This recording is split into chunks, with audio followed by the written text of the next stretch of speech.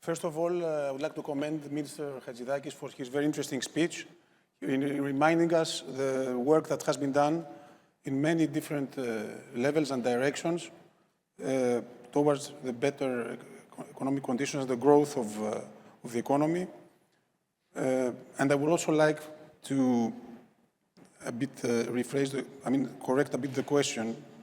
So Greece had an industrial base in past decades. It's not in the readily visible past, but it's not something in our DNA or in our culture that prevents, I think, to be more active in industry.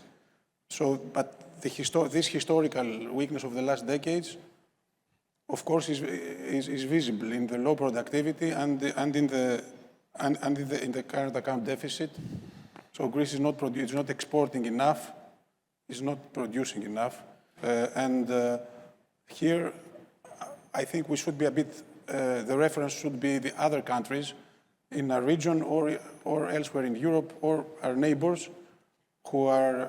Bulgaria is definitely has formed a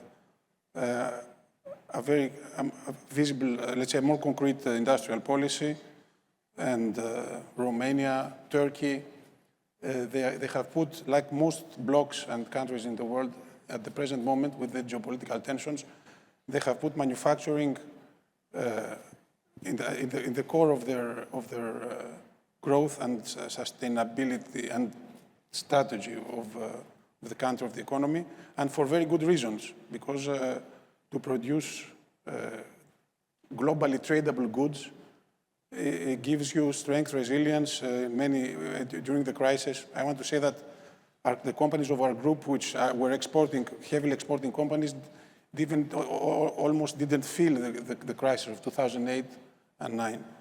It was just a V-shaped. So I would say that this path to reindustrialization, or to the reindustrialization of Greece, passes, first of all, on the prioritization, on the realization that how important is manufacturing to rebalance the economic growth model of Greece.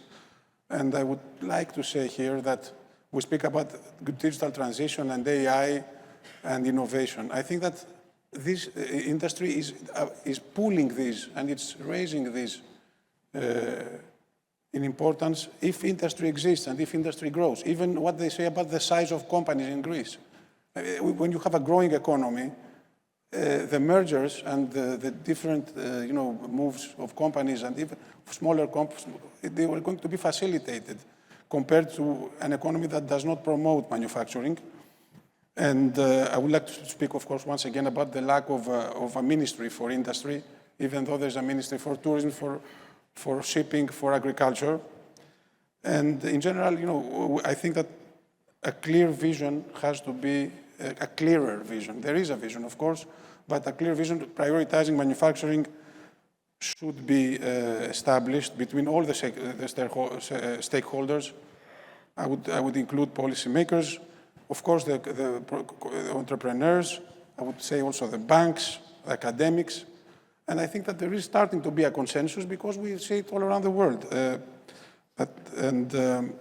necessity for a more balanced and robust economic model. And I would like to finish that Greece should be more present in the European forums and platforms for industry. Unfortunately, it is not very present at the moment. There are coalitions. There's the Friends of Industry, Coalition for the Energy-Intensive Industries. In the Competitiveness Council, we see a lot of activity and organization. Blocks of countries are taking initiatives and trying to influence the European aspect of industrial growth. So yes, I think that there are measures that could be taken. Thank you.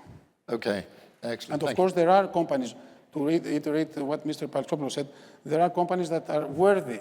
They are worthy of, they are present in the global markets.